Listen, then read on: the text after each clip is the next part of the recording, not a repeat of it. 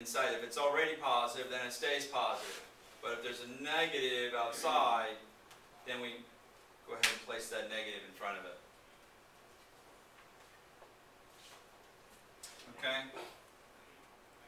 So, here we have the absolute value of 5. 5? Right. 5. We're saying 5 units from 0, right? Now, if we put a negative, different problem. If we put a negative, now let me use a different number than 1. Absolute value of negative, and then the absolute value of 7. Negative 7. Right. We're saying absolute value of 7 is 7, but there's a negative in front, so that makes it a negative 7. Okay? So you're always, the priority absolute value is like simplifying inside of parentheses. You always do the absolute value first, then you look at what's outside. Alright, which leads to the next problem, which is, let's say we have a minus absolute value negative 4. Now, this is different than if we have minus parentheses negative 4. Here, this is like saying the opposite of a negative 4, which is a positive 4, right? Parentheses is not the same thing as absolute value when it comes to negatives, especially. So you want to look at this absolute value as if there's a wall there, and these two negatives cannot interact between that wall. So we want to look at the absolute value of negative 4 is what? 4. 4, but because there's a negative, we've got to apply the opposite, which makes it a negative 4. So the absolute value sign changes this negative 4 to say, okay, 4 units from 0, but we have to look at the opposite of 4 units from 0, which would be negative 4. Alright? Any questions with that?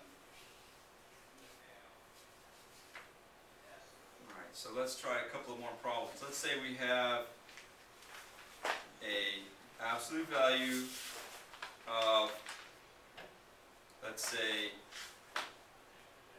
3. Okay, what's that? 3.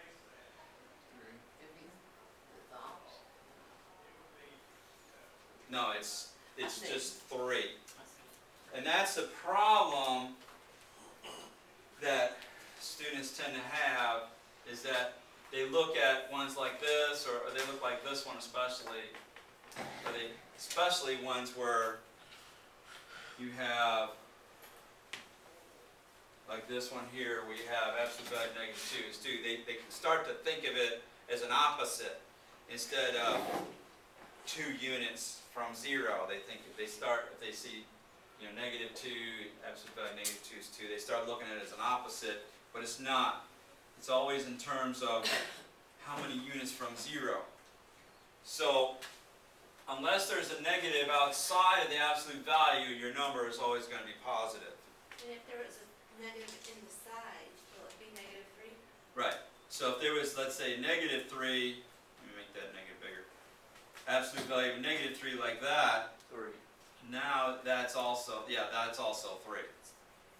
Okay? But if we put minus absolute value of 3, Negative 3. right, because we're saying 3 units from 0, but because there's a negative outside, it's negative 3. So if we have a negative absolute value, negative 3, now we have the you want to look at the absolute value of a negative 3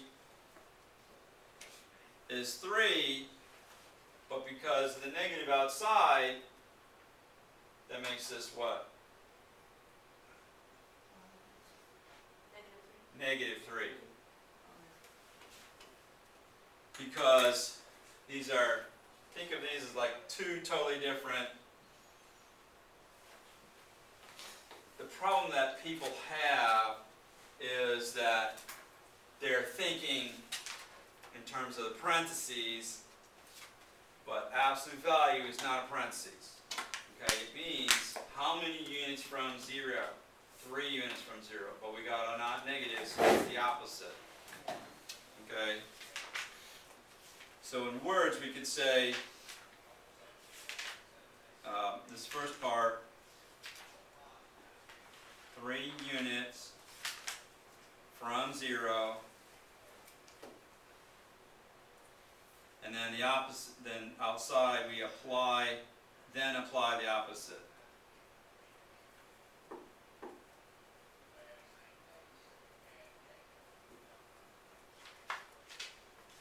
Okay? Alright, any questions there? Okay.